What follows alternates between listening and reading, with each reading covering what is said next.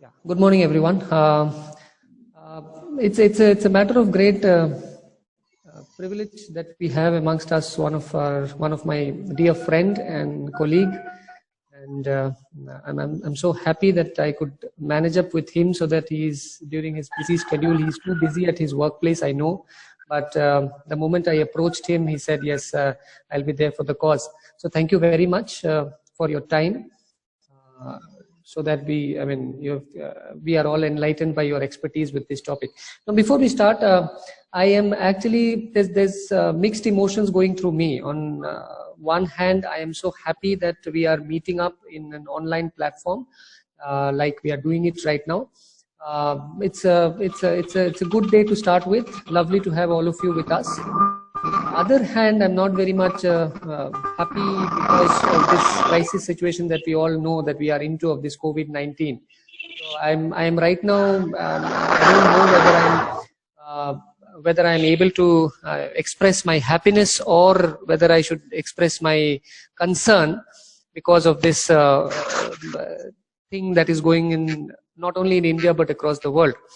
So at the outset, we start in by welcoming our chief guest for today. Sir, Dr. Uttam Kumar Panda, he's a passionate teacher in the field of sociology of law, research methods, and contemporary development issues. At present, he is working with the Hidayatullah National Law University, Raipur, Chhattisgarh. Dr. Panda has published many research papers in refereed national and international journals, repute, chapters in edited volumes in the area of gender, family dynamics, globalization, decentralization of power, and development issues. His book titled Gender Issues and Challenges in 21st Century, which he published in 2015, published by Satyam Law International, New Delhi, is acknowledged as a reference book by the Times Hughes Research Center, Department of Sociology, University of Oxford, United Kingdom. Panda has been invited as a guest speaker for delivering lectures both at national and international level.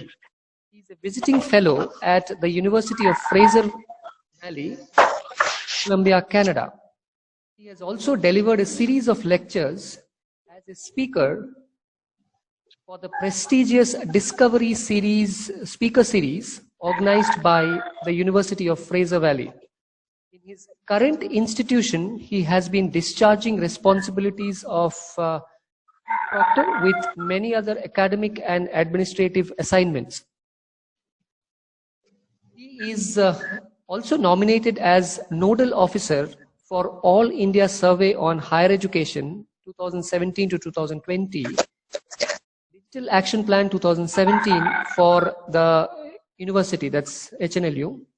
Apart from that, he also serves as advisor and member of editorial boards of 2 reputed journals. He also keeps interest in writing short stories and poems in Odia and Odia language for children. He gets motivation to work for the marginalized section of the society. So nonetheless, this is not a complete introduction. He has given a very brief introduction of him. I know him for over a decade now, and I have seen him closely associated with different aspects of life. Thank you, Doctor, for giving us time. I also welcome each one of you who have taken out time from their schedule. As I always said it yesterday as well, this is the only thirst for learning and thirst for getting or sharing information that brings us all in the same platform. So with a warm welcome, let's start with the session directly. So today is the 4th day that the lecture series has started by Chettinad School of Law. At the outset, I will take a couple of minutes to give a brief introduction for those of them who do not know what we Chettinad School of Law is and all about the institution. I'll give them a brief idea about it. And then I'll place the topic in front of everybody, and then we go ahead with the discussion and hear from the dignitary itself. Okay. So about the group itself, Chettinad is the Chettinad Group is associated with the field of education for the past 60 years. It has a legacy of 60 years in providing progressive learning environment across Tamil Nadu. The Chettinad Group is currently having around 12,000 students in 22 private government-aided schools and colleges for medicine, dentistry, engineering, nursing, law, architecture, physiotherapy, and pharmaceutical sciences. About the university, as we popularly call it as CARE, the university is Chettinad Academy of Research and Education. It was established and conferred the status of deemed to be university in the year 2008. CARE has been accredited with grade A by NAC, accorded 12B status by UGC, and 0 status by DSIR. In conformity with the vision, now the vision of the university is to offer transformative education and enable individuals to become responsible, empathetic, global citizens who contribute towards a sustainable future. So in conformity with the vision of the university, the academic programs offered are professional, market-oriented, and innovative. CARE offers more than 60 programs in the Faculty of Medicine, Nursing, Allied Health Sciences, Law, Pharmaceutical Sciences, and Architecture. In addition to that, CARE has more than 11,000 publications, 35 plus patents, and 50 active MOUs. Coming down to the School of Law, it's a fairly new school, we must admit it. The Chettinad School of Law is also recognized by BCI and approved by UGC, which provides an environment that offers highest quality education through active learning methods, experiential learning, and qualified and experienced faculties, which gives exposures to the students through legal internships. Chettinad School of Law is a member of a couple of international organizations, the very renowned IUCN Academy of Environmental Law, we are a member of it, and the Indian Association of Law Schools, which we call as IALS, we are also a member of this. We offer 5 courses, integrated courses, LLB and Masters as well. So this is all about School of Law, starting with the 4th lecture of Chettinad School of Law webinars lecture series. Today's topic that we chose was in a sense which is very relevant. It's a traditional as well as a modern topic. No discussion, no lecture series is complete without having a lecture on research.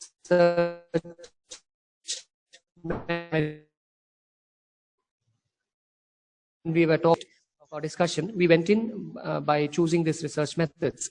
So research methods is very important. I will not take much time and I give it to you, Dr. Panda. Over to you. Yeah, thank you, Dr. Santanu. So it is really a good moment for me that to share with your students and some of my friends across the country.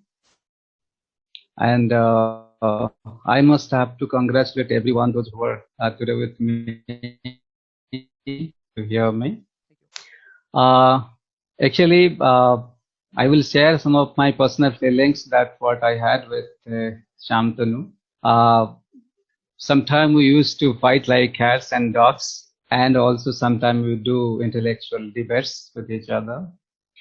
Finally, just in this pandemic situation, he thought up to connect me with the Chettinad School of Law that I can deliver a lecture with the students.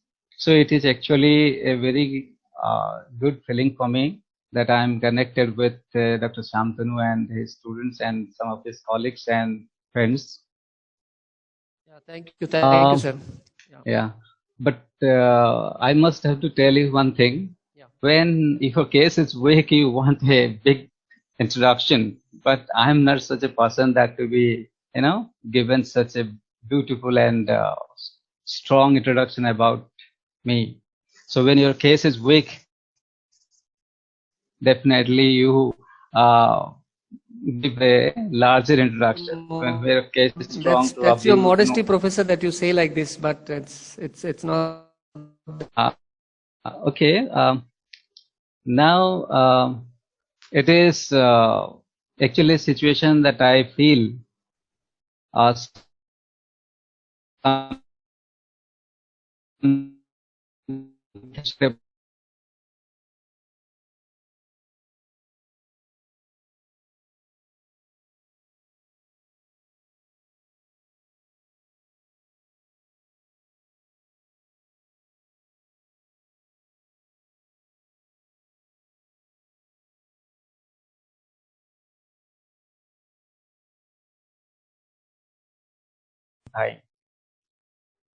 So that is the higher education trains us.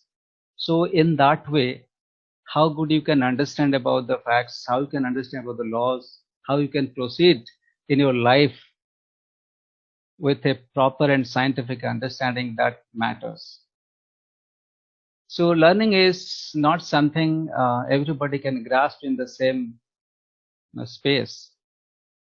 I must have to quote one idea that I have taken from Professor Ranbir Singh. He was the vice chancellor in Nalsar University for 10 years, and then again for 2 terms he is the NLU Delhi vice chancellor. Once in a time he said that there are 4 categories of students. I am rather not going to tell you about the students. I am going to compare with all kinds of people here. There are people, those who are quick to learn and quick to forget. That is a category, means they are quickly learning and quickly forgetting. And there would be another category of people, those who are the quick learners and slowly forget. Quick learning and slow to forget. And third category of people are slow to learn and slow to forget. They slowly learn and they slowly forget. And the fourth category is that you can say they are quick learners but slow to forget. So in that way that we try to understand our things. Sometimes some of the things may be catchy to you. You can simply involve your interest in that and you learn faster. Some of the things that you may not be interested in, but you are by force or by compulsion or by a requirement, so that you are learning them, and probably you may not preserve them forever. So if you're talking about a quick learning and quick forgetting, means this is again a kind of methodological issue is there.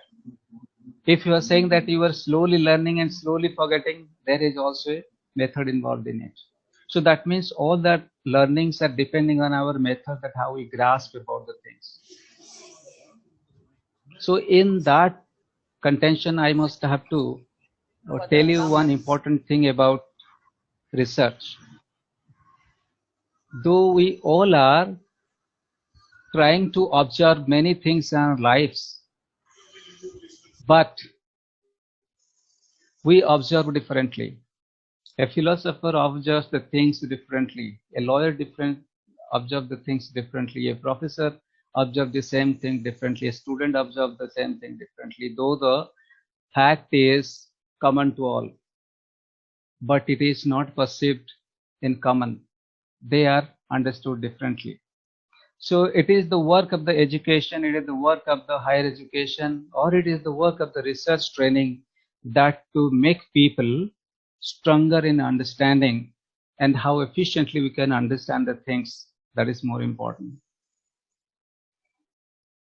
When we are talking about legal research, there are a lot of nuances, there are a lot of glitch, there are a lot of merits and demerits, as because of you are all students of law, so you know it.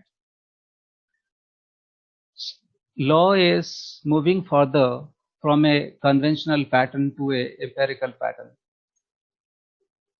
It's not that easy to accept the conventional people of the new methods and techniques that what has been adopted by the different sciences, and that same could be used in law. So there are a lot of controversies and there are a lot of criticisms with regard to the legal education is concerned. Yeah. And Dr. I Panda, must, if I may just add on to what you're saying, yeah, this lecture, I think you have started on a very good note. First of all, we have to admit the very fact that there is a problem with respect to research, legal research in India. So by accepting that problem, and there are a lot of obstacles that one faces in the tenure of doing effective and quality legal research, I think it's better than we move ahead, because now we know that what are the challenges we are facing as researchers in India specifically. Yes, doctor, please.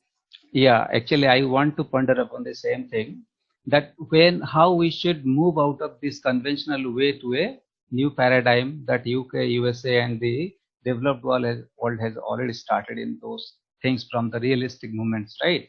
Yeah. So the most important thing that what I do say is that research in a particular field should not be simply confined to the discipline itself. It is the need of the hour to shift ourselves from a very uh, critical situation to a new situation. That what I can say is the unconventional to a convenience to a unconventional way, like interdisciplinary kind of research. So then the interdisciplinary research helps us in understanding our problems in a better manner than in our own traditional pattern of understanding the things.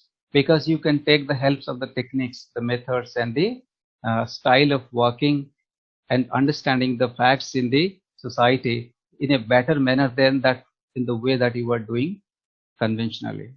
So in that way, I must have to tell you then how being a student, you should start with your work. Most of you are writing research papers, or some of you are writing dissertations or PhD thesis and all.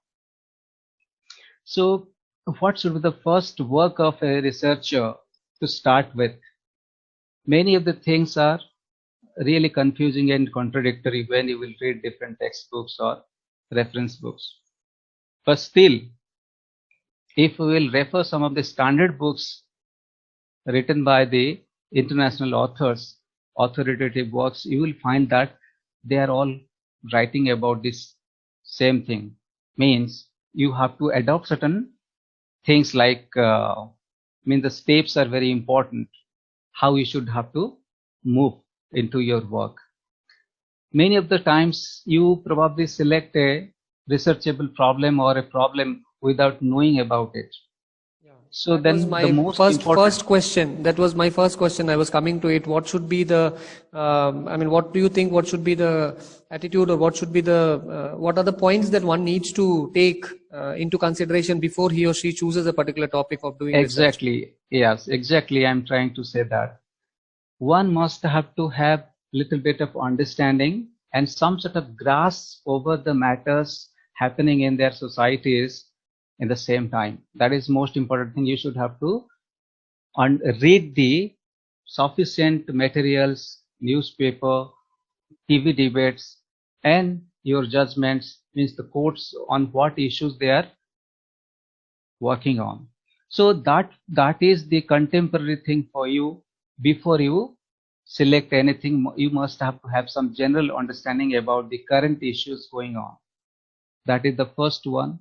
Second one is everything that what you observe is not researchable. So entering into researchable problem is again you require some sort of expertise guidance. So all problems are not researchable. You should have to mind it. You should have to keep it in the mind that we are not going to research work on everything.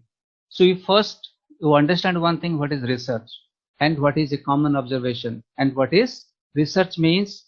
Many of people are simply saying that, whatever that you have selected, then you take a method and then you enter into. It is not like that.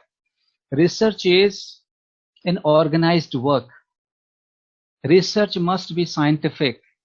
It is not that whatever you have decided and accordingly you are just simply proceeding.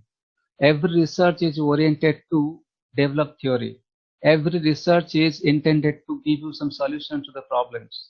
If you are not doing that, if you are not able to establish a principle through your work, so then what you have done? It is not about writing 300 pages, 500 pages of a thesis to say that you have done adequately in a particular area. And if you will, see the theses usually written by the foreign scholars, might be 30 pages, 40 pages, sometimes 100 pages, thesis. And they are actually looking for something. I just may tell you what is a thesis.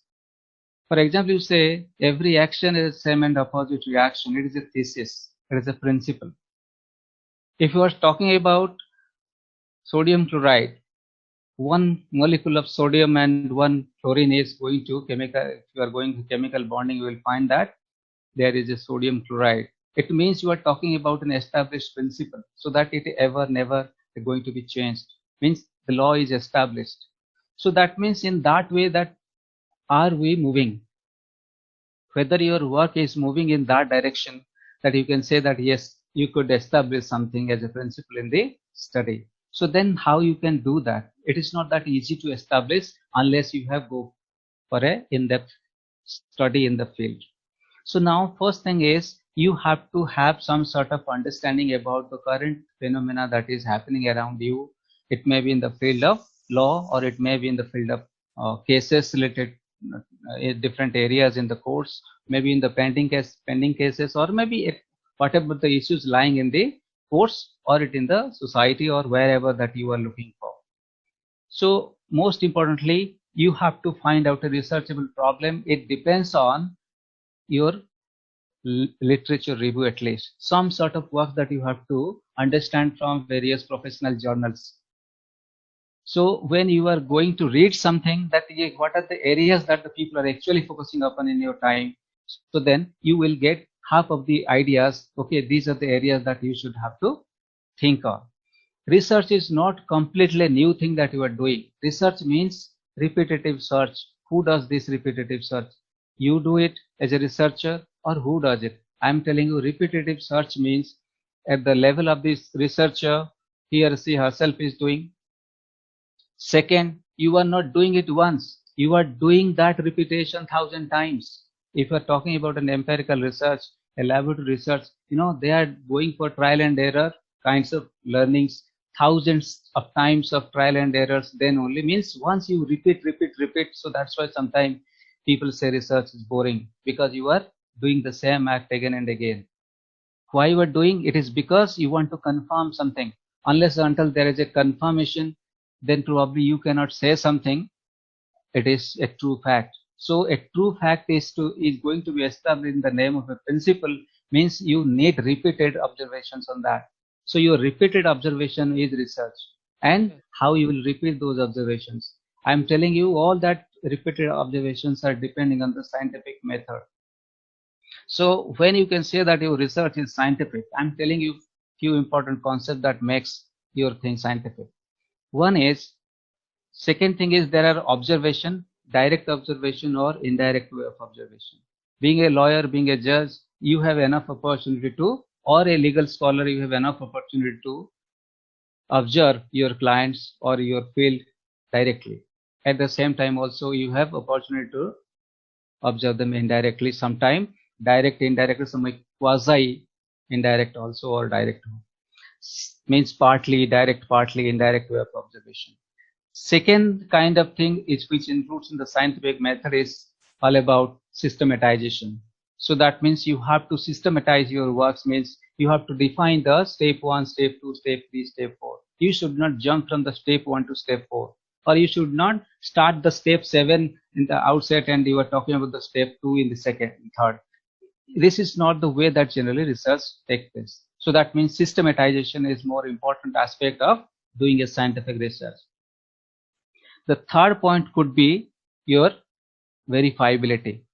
Are you in a position? Doctor, I just want to interrupt. I think we will just go run out of time. I think when we go off, I request everybody to please come in once again and join it. We'll continue with the discussion. Okay? Yeah, you can take the questions at the same time. If there will be questions also, you can put, and I will be answering by the time. Okay? Yeah, that will be. Yeah, we'll do that once we join in back. Okay? Please continue. Yeah. So now the third thing I wanted to tell you is verifiability. Verifiability means what? Today you said this, tomorrow it is changing. Or today you said this, after a month it is changing. So then there is no question of verifiability then. So if you cannot verify, means if you are talking about gold, you are going to divide or crash the gold into very small piece and